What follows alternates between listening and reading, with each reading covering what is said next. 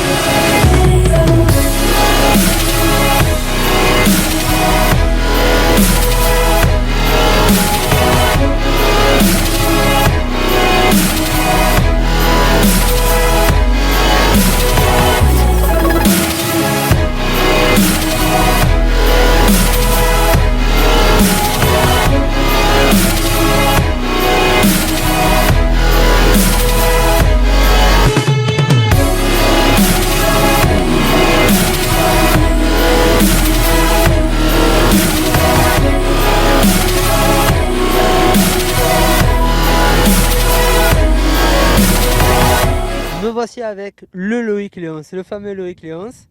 Nous sommes coincés entre Chartres et Orléans. La commune s'appelle Guyville.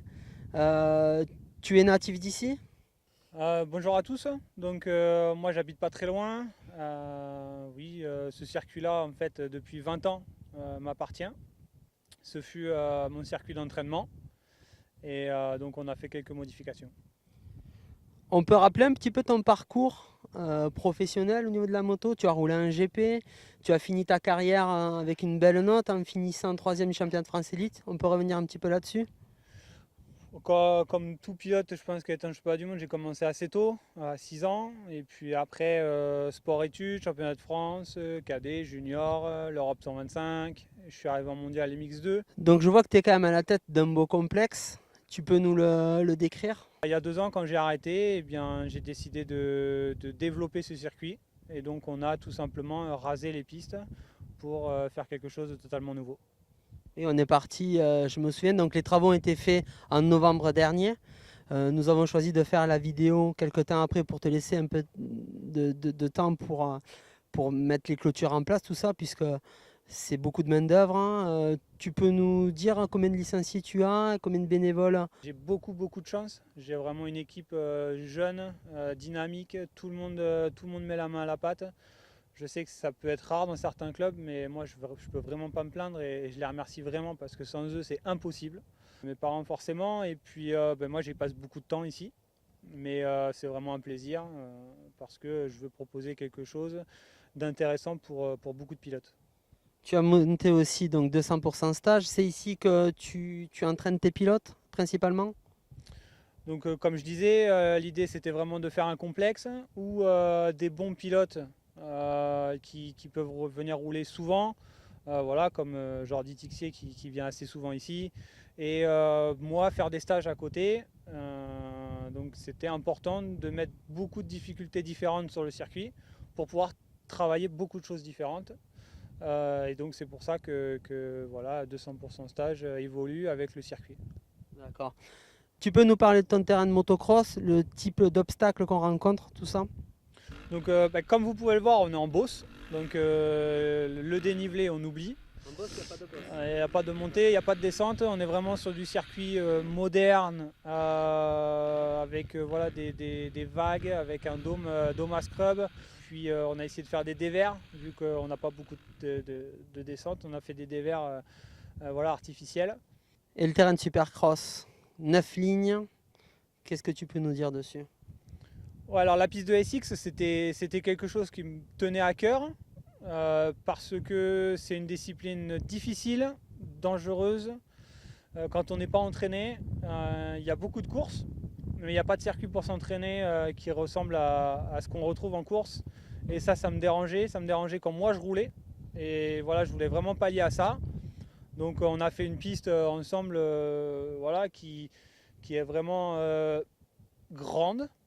Voilà, je pense qu'on a une des plus grandes pistes de France, hein, je n'ai pas peur de le dire. Nicolas Aubin a fait un chrono en 53 cet après-midi. C'est assez grand quand même pour une piste de supercross.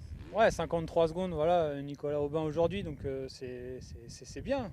C'est bien, voilà, les pistes font 7 mètres de large, il y a de la largeur entre les pistes, on a quelque chose qui évolue, donc non, c'est important. C'était important pour moi de faire une piste de supercross pour s'entraîner qui ressemble aux compétitions.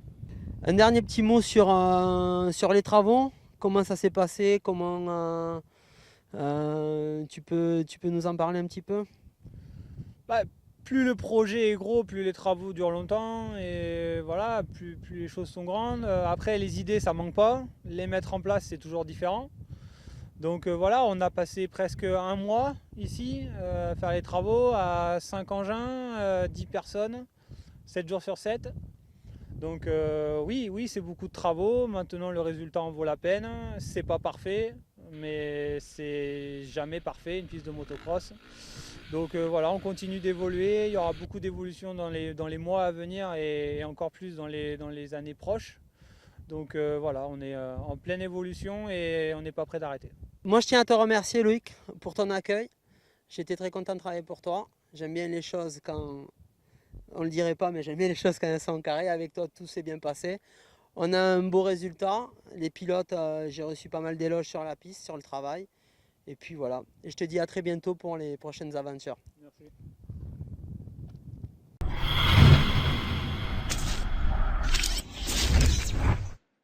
Pour réaliser ce projet, j'avais deux patrons.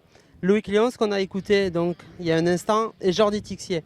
Il va nous expliquer un petit peu sa collaboration avec Loïc sur ce projet.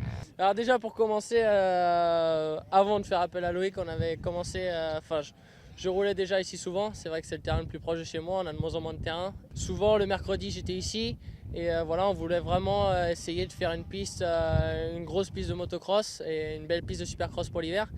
Donc voilà, on avait plusieurs choix. En France, il y a quand même plusieurs gars qui tracent des pistes et puis on a fait appel à toi. Et voilà, on a été super contents, tu as fait du très bon travail.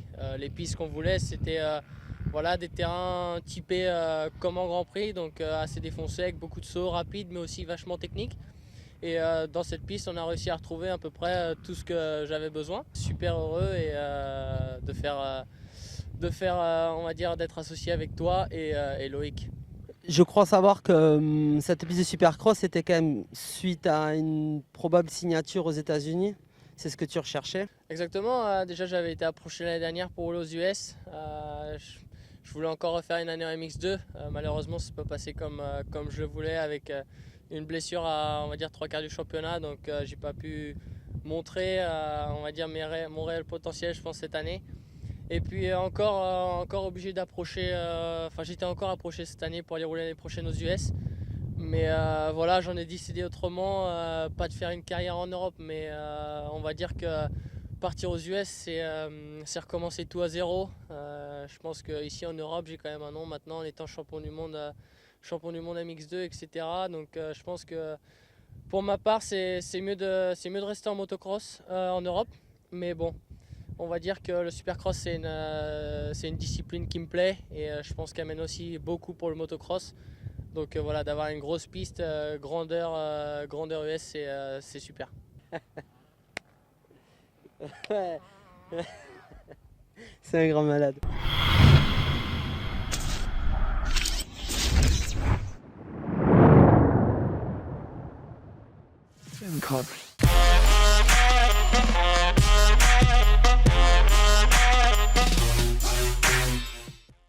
C'est moi qui t'interviewe. D'accord, ok. Je réponds direct là ou il recommence? C'est bon. Il veut pas recommencer. Non, il veut pas recommencer. Ok, vas-y. Vas-y.